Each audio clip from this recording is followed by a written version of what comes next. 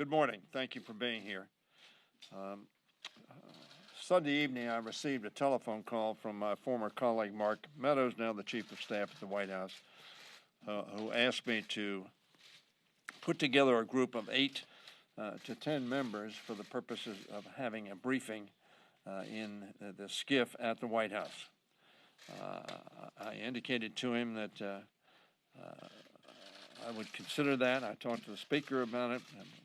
Our view has been and always been that if the White House asks you to come down for a meeting and to be briefed, you respond to that request. At the same time, I told Mr. Meadows yesterday, and I repeated a couple of times today, that this briefing was not, and I emphasize, was not a substitute for the Speaker and Minority Leader of the Senate's request for a full briefing of our members.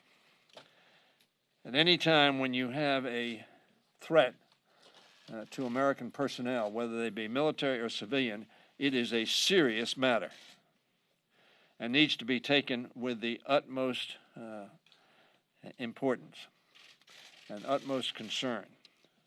I think it's fair to say, as my Republican colleague said yesterday, all of us are concerned that there would be payments from Russia, who is not a friendly entity, who is not an ally, who has undermined our elections, and who has done everything they can in Afghanistan and other places in the world to undermine U.S. interest.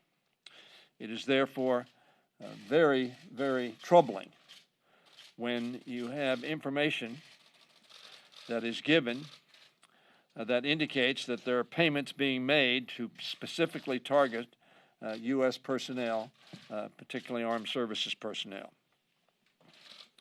So I was looking forward to a briefing. I would have preferred the briefing, and I said this to Mr. Meadows, that the briefing had been given by intel personnel, either from CIA and Director Haspel in particular, or NSA, so that we would have the direct evidence and discussion from the intelligence community as to how credible they assess the information.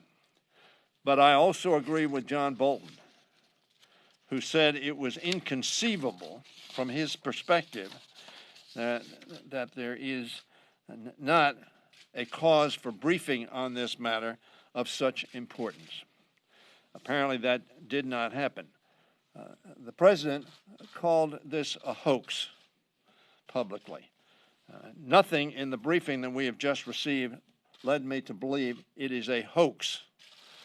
There may be different judgments as to the level of credibility, but there was no assertion that the information we had was a hoax. I took to this briefing Mr. Engel, the chairman of the Foreign Affairs Committee, Mr. Schiff, the chairman of the Intel Committee, Mr. Smith, the chairman of the Appropriations Committee, Mr. Meeks and Mr. Sherman, who are the ranking members behind Mr. Engel on the Foreign Affairs Committee, and then Ms. Spanberger, Ms. Slotkin, Ms. Keating, and Ms. Sherrill. All of them have experience or particular responsibilities in the intel and national security sphere. I thought this briefing was the White House personnel telling us their perspective. I think we knew the White House perspective. What we need to know is the intelligence perspective. So I am therefore urging the White House and the Chief of Staff to follow up on my request to make sure that we are briefed by the intelligence community directly so that we can get to the bottom of this. I'm sure that Mr. Schiff will be following up on this through the Intel Committee, as I have urged him to do. So without further discussion, let me now yield to Mr. Schiff. Thank you, Steny. Just want to underscore a couple of points. First, I appreciate the White House inviting us to come and be briefed. As Steny said, there's not a substitute for briefing all the members of the House. But the right people to give the briefing really were not in the room. We need to hear from the heads of the intelligence agencies about how they assess the allegations that have been made publicly. What can they tell us about the truth or falsity of these allegations? What can they tell us about steps they are undertaking or have undertaken to vet any information that they may have? In my view, the right people were not in the room to give us the kind of briefing that we needed to get. The second point I would make is, as we look at these, and I'm going to call them allegations because I can't confirm or deny any underlying intelligence. As we look at these allegations, number one, the President of the United States should not be inviting Russia into the G7 or G8. We should be considering what sanctions are appropriate to further deter Russia's malign activities, not further ingratiating Russia into the community of civilized nations.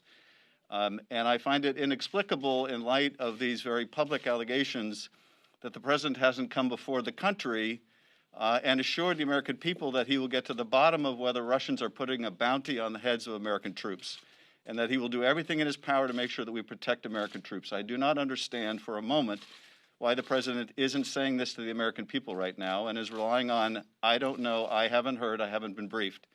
That's just not excusable. His responsibility as Commander-in-Chief is to protect our troops. And I shared the concern at the White House today that I think many of us have, which is there may be a reluctance to brief the President on things he doesn't want to hear. And that may be more true with respect to Putin and Putin's Russia than with respect to any other subject matter. Many of us do not understand his affinity for that autocratic ruler who means our nation ill. And so if there's a problem with being willing to brief the President on intelligence he doesn't want to hear, that's a problem for our entire nation's security. So in the Intel Committee, we have asked for an in-person briefing by the intel agencies. We've asked for any underlying documentary intelligence they may or may not have. And we hope that that will be done soon, as well as the full House briefing. And I thank you, Mr. Hoyer. Thank you very much, Mr. Schiff.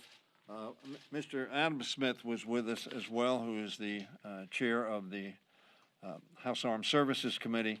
As you know, they are marking up their bills, so he is not here. But now let me recognize the chairman of the Foreign Affairs Committee, Mr. Engel. Thank you, Steny. I think the words of Mr. Schiff is something that all of us left the White House thinking about and scratching our heads. It makes no sense whatsoever for the President and the administration not to call out Putin. I don't understand what it is with the President's infatuation with Putin. If you just look at the facts and you say, okay, what happened?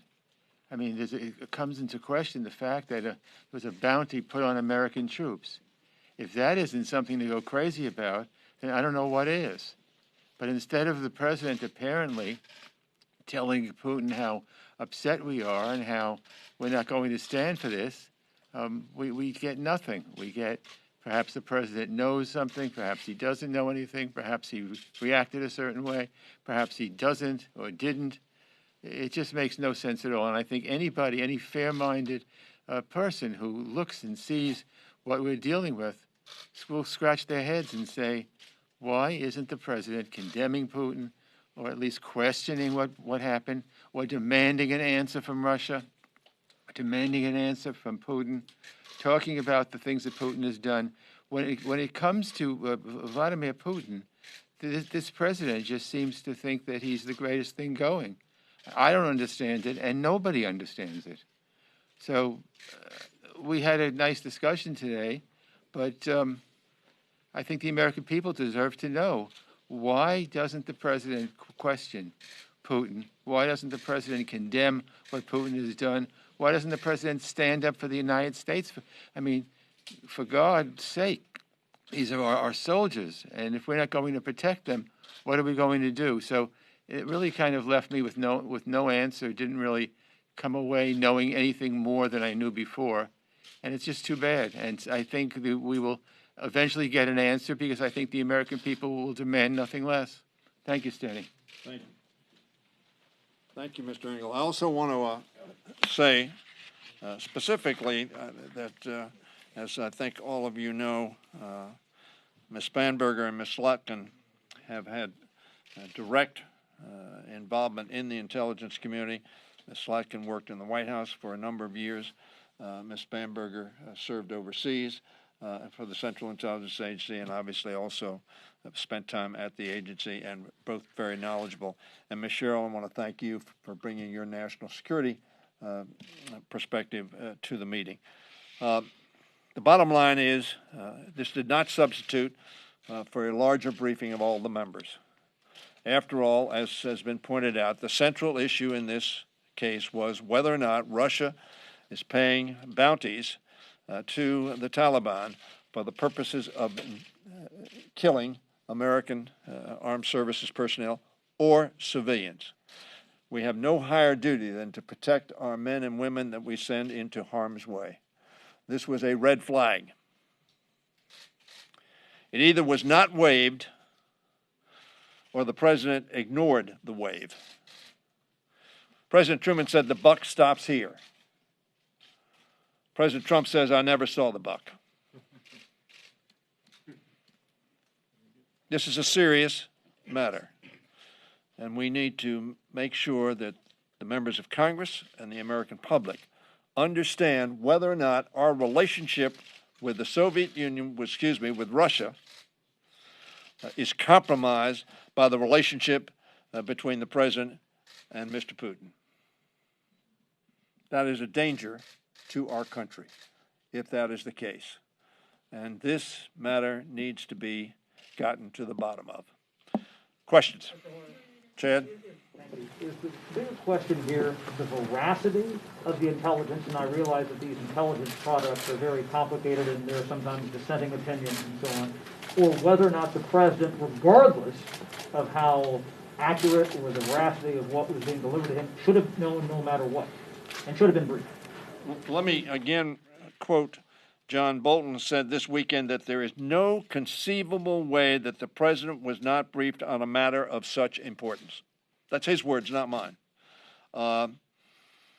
Having said that, we need to get to the bottom of this.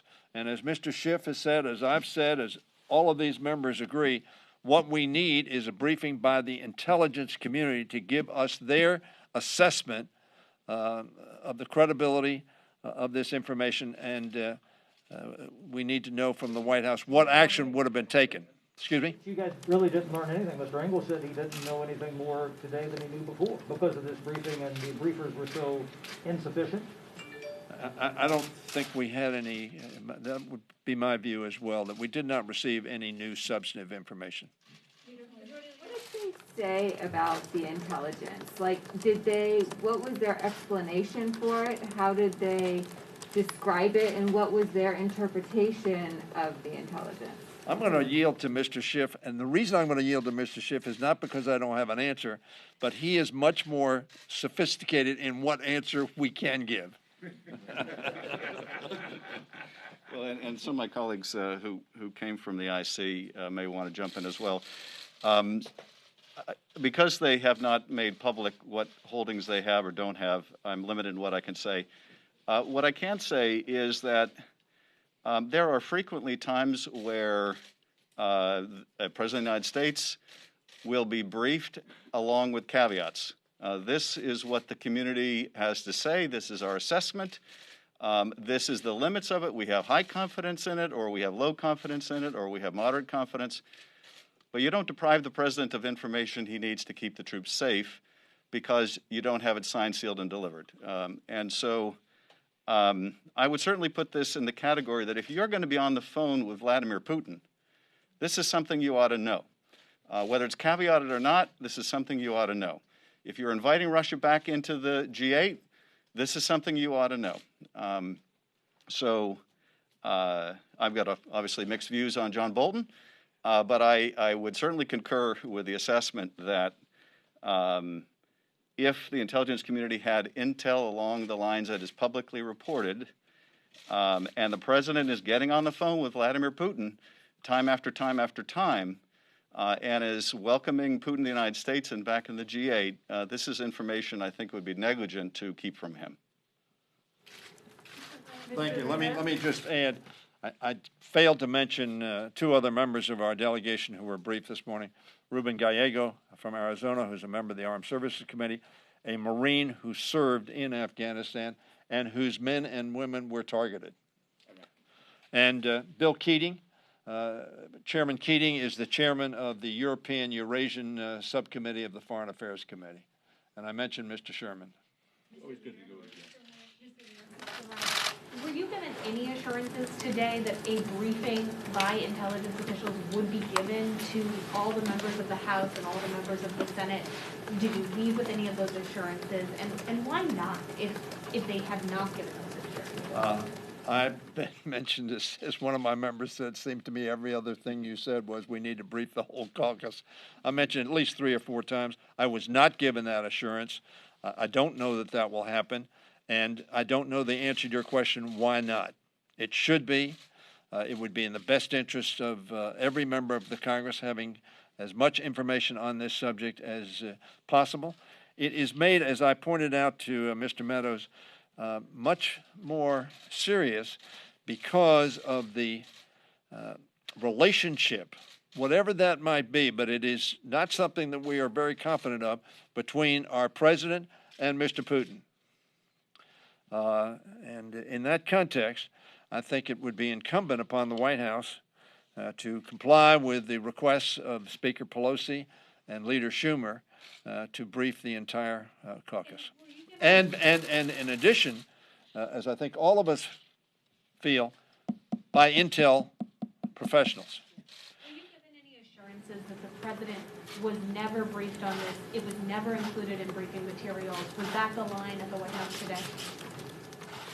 Essentially, can I say that? Well, I don't know that we should comment on. Yeah, I think I have my advisor here on what I can say and can't say, so let me leave it at that. Hoyer, though, following up on that, you said in your opening remarks that apparently a briefing of the president didn't happen. You just said that right now. What do you mean? And do you mean a verbal briefing or a written briefing? What did you mean by that? What I mean by that is I left the White House with the impression, and the president has said he was not briefed. Leave it at that. Did you did it come up at all in your briefing today about whether or not this threat, if these allegations still exist for U.S. forces in Afghanistan? I'm sorry. What was, I had a little ring in my ear. Did you in this briefing learn if this threat that's alleged persists for U.S. forces in Afghanistan? We didn't get information. Let me put it this way. I don't think there's anybody on this podium who does not believe that the Russians remain involved in a negative way in Afghanistan. Think I want to say more than that? Yep. Yeah. You want to make a comment? The only thing I would add, Mr. Hoyer, is that we certainly underscored the need for the administration to get to the bottom of what threat may be posed to our troops, I think it's fair to say they assured us that that would be the case, but that has to be priority number one. Given what Mr. Schiff said, there is, Mr. Meadows clearly gave the impression that he believed this was a very serious matter if, in fact, there was a threat made to our troops and the Russians facilitated that action. So that there was an assertion of that. I come away from that saying, if that's the case, why was the president not briefed if, in fact, he was not? My question is for Chairman Schiff. As a member of the Gang of Eight, do you feel like you guys, the same things you were talking about, the president needs to know these things, doesn't the Gang of Eight also need to know these things? And did you know any of this without commenting on specifics prior to the New York Times report? I think we should have a Gang of Eight briefing on this, but as Steny has said, I think we ought to have an all-member brief on this as well. In terms of what holdings the Congress has, I can't comment on specifics. I can say that we have been kept informed over time of Russia's malign activities in Afghanistan. Whether we have been kept fully informed or not may be a different question, but we have been kept informed, and that's probably as specific as I can be. Last question. Mr. Hoyer, unless anybody else wants to ask something. Another question, as these cases with coronavirus spike, House is in all session this week. Should the House continue to meet and have members traveling the way they are at this stage? There is certain business that we have to get done, very important for the American people. As you know, we have provided for members who believe that their health is at risk, or their family's health, or those that they come in contact with, health is at risk, to not be here, and they are voting by proxy. We have some 30 members, I think, there, give or take, who are voting by proxy. Other members, we have trying to take every precaution to ensure, including wearing masks. Members are washing hands. If you look at the floor, you see that very rarely are there a large number of members on the floor. I will say that I was very pleased that yesterday we averaged 40 minutes of vote. That was down from an hour and 15 minutes when we started. And the reason for that is because members are, in fact, keeping distance, so that we want to keep members as safe as possible. And if they feel that there is a health risk for them, then there is an alternative way for them to vote. If the attending physician hasn't given you any updated advice in the past couple of days because of these spikes and having members going back and forth so much the past few days? I think the attending physician gives advice, but he's not responsible for making the decisions, of course. He knows that. He has advised us on how to keep the chamber as antiseptic as possible, to take actions after every member speaks at a rostrum, to, as you will notice on the chairs in the chamber, every fifth chair, or every 3 chairs in between 2 open seats, are blocked off so that members can't sit there. And members are, for the most part, unfortunately, too many of our Republican colleagues, for some unknown reason, believe that not wearing a mask is somehow a show of either disdain for rules, but I'd interpret it as disdain for their colleagues, because masks, as we know, are to protect others, not ourselves. The fact that they wear a mask protect me, so that the doctor clearly believes we ought to be taking every precaution, because he believes that one of the aspects of this disease is it is so communicable.